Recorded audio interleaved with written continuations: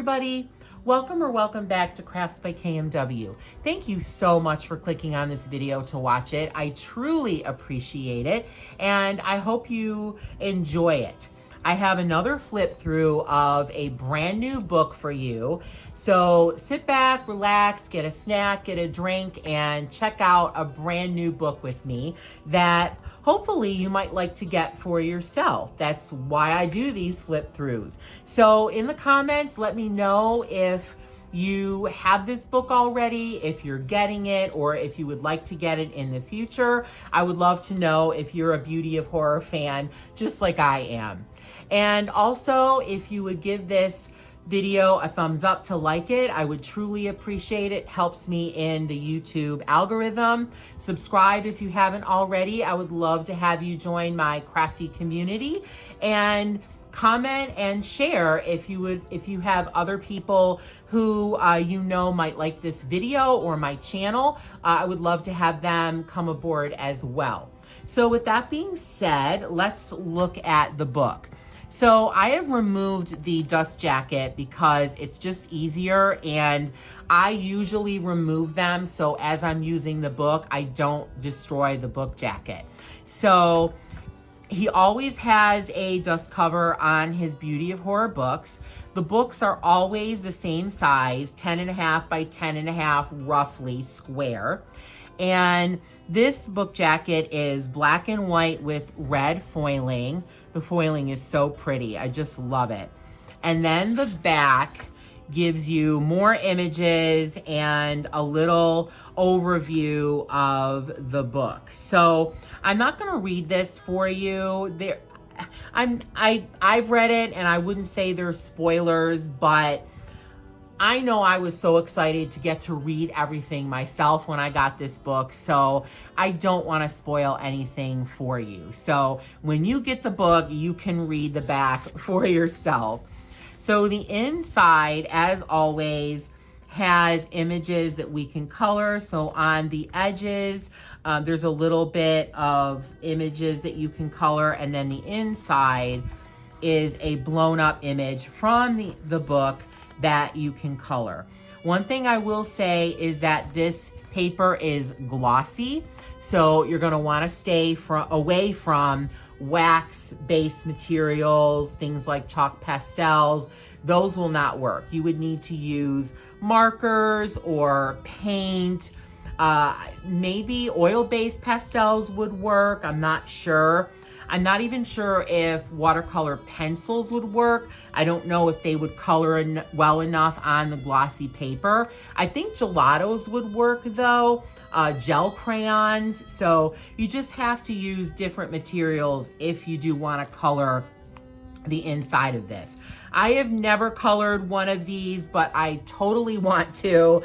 I'm just working on all the books first. So these are kind of taking a back seat until I get the time to do them. But I do want to color the dust jackets. So here is the book. It is always with a black cover, and then the title and author name and book series name in red, and then the back is just plain black. So before I start, I am not going to talk about the story at all.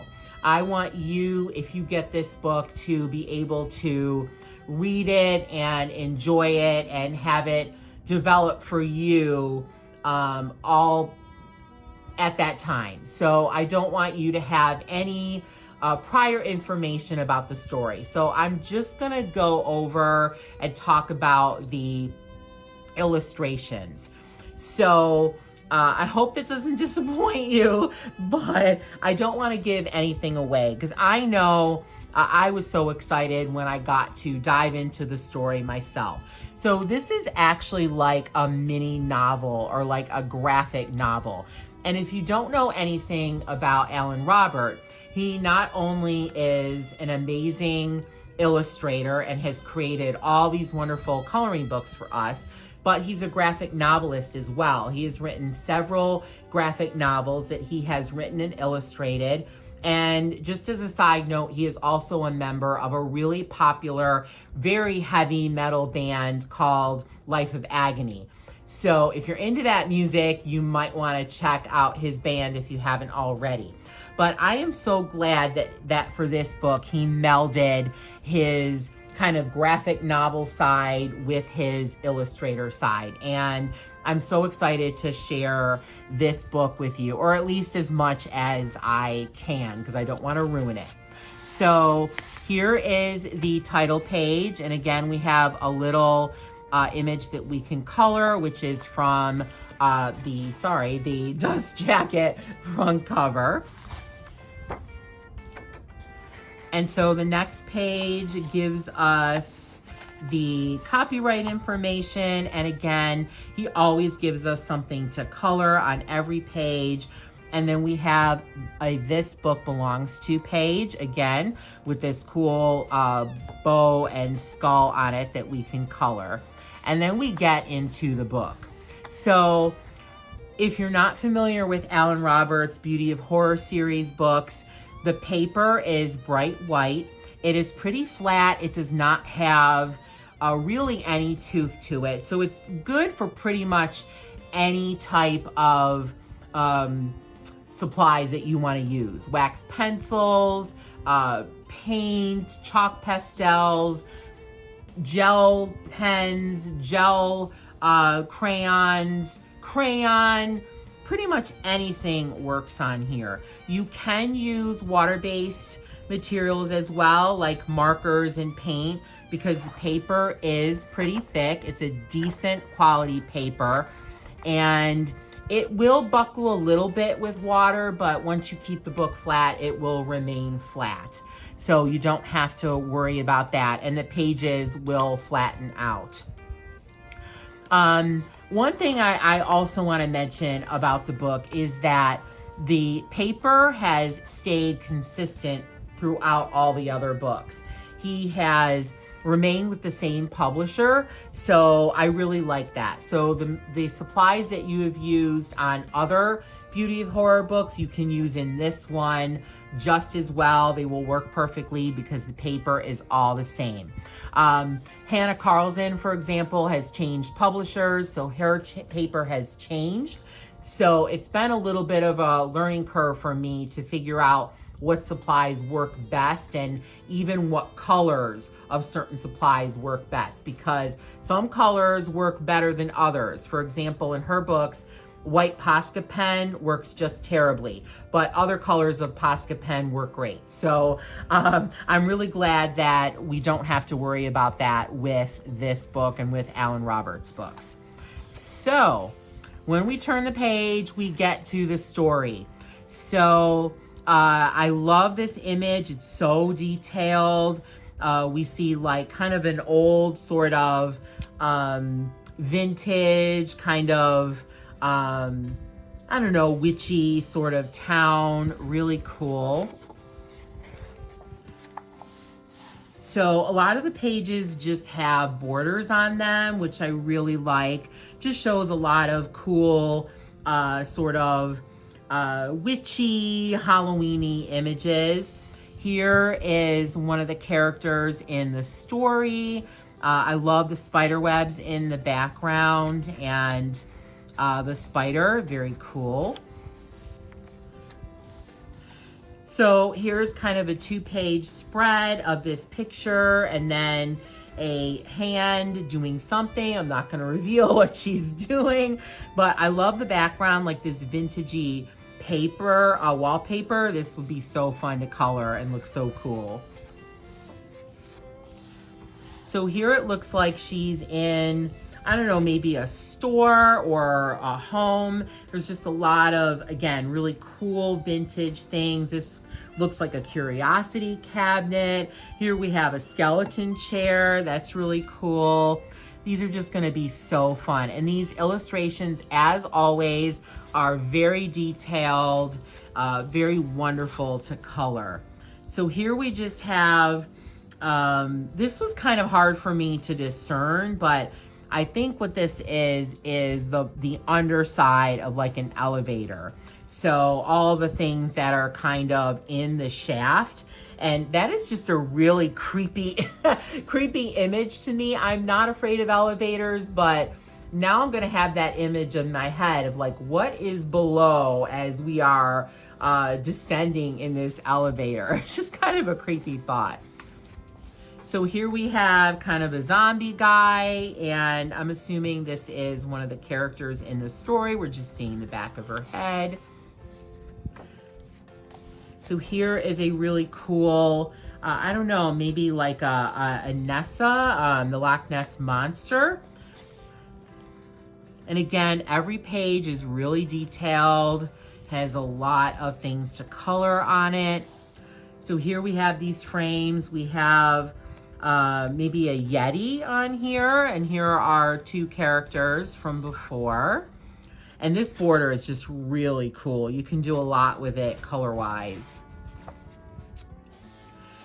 So this looks like maybe we're in, I don't know, maybe a dungeon, and there's these awesome spiders carrying these big crates. Just really fun, imaginative images. So here we have some skeleton, maybe skeleton clowns or skeleton children. And they seem to be in this area as well. These will be fun to color because you can use bright colors for their costumes. Whereas I think a lot of the rest of it, the surroundings will be a lot of grays and browns and blacks, just given where you are. So here are some characters in the story. This looks like it's a vampire guy. He looks really creepy. Here we have some more characters. Maybe this is Wolfman. So this is Ghouliana. She is the main character across the Beauty of Horror series. And of course, this story is called Ghouliana's Sanctuary for Monsters. So it makes sense that we're gonna see Ghouliana at some point in the story. So here is that image from the dust jacket.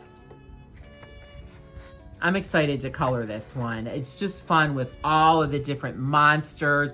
You can do so many things with colors. This can be such a fun page. I could also see this page looking really awesome in black and white and gray or sepia tones. Just amazing. So here we have some more characters.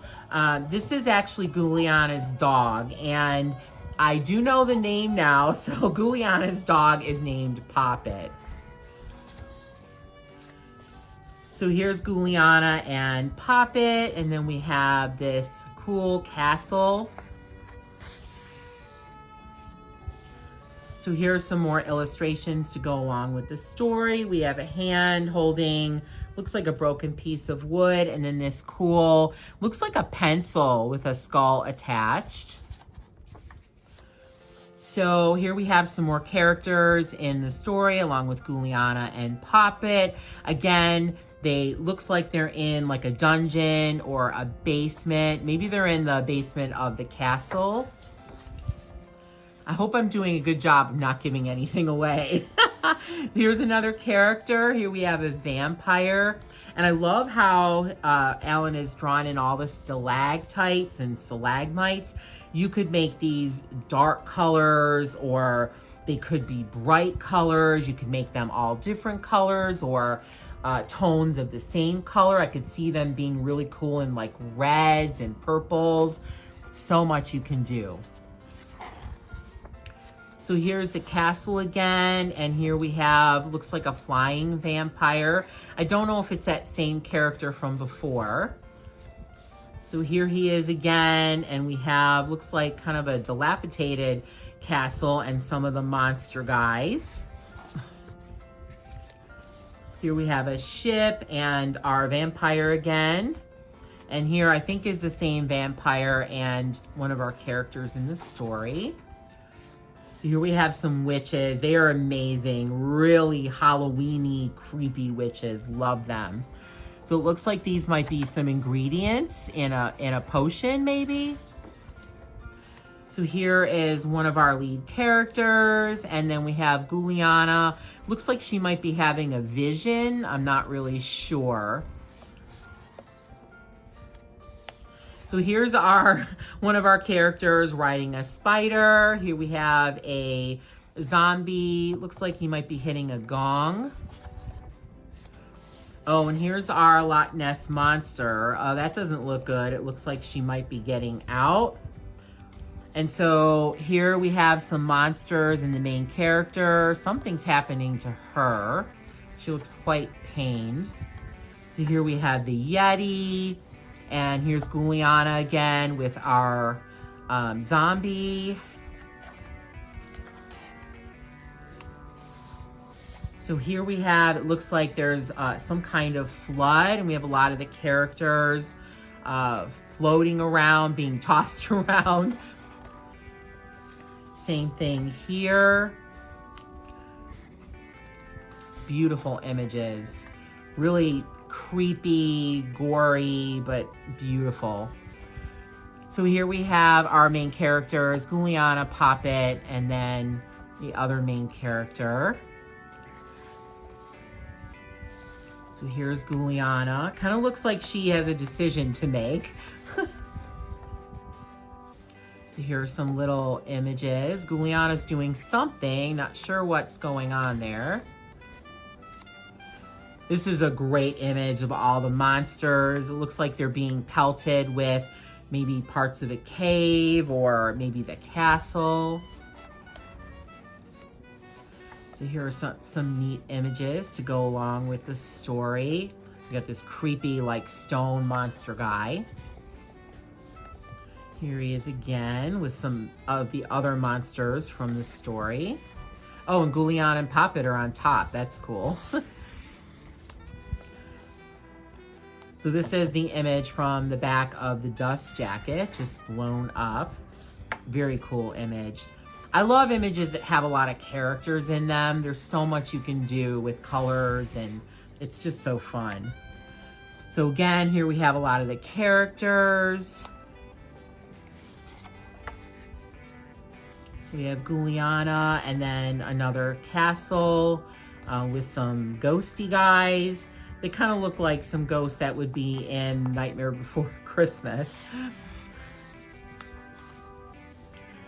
So again, we have another image of a bunch of the characters. Beautifully drawn. And then here we have Ghouliana and the main female character, and the end. And then at the end of the book, Alan always gives us a frame to draw our own whatever. And here he says, create your own monster. I think that's really cool if you are gifted at drawing.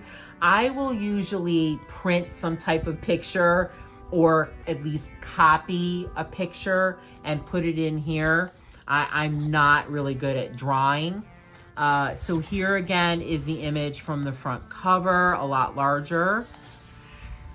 And then he also always gives us a place where we can test our colors and keep track of what colors we're using. So that's always really nice to have. And then here at the back is a list of all of the books that there are so far. So there are 7, including this, not including this book. And then he also has a journal, he has a tarot book, he has a best of book, and then he has the Haunted Holidays book, which is half Halloween and half Christmas. So that is the end of the book. I hope you enjoyed this flip through. Again, let me know if you have this book, if you are a Ghouliana fan, a Beauty of Horror fan. I would love to know.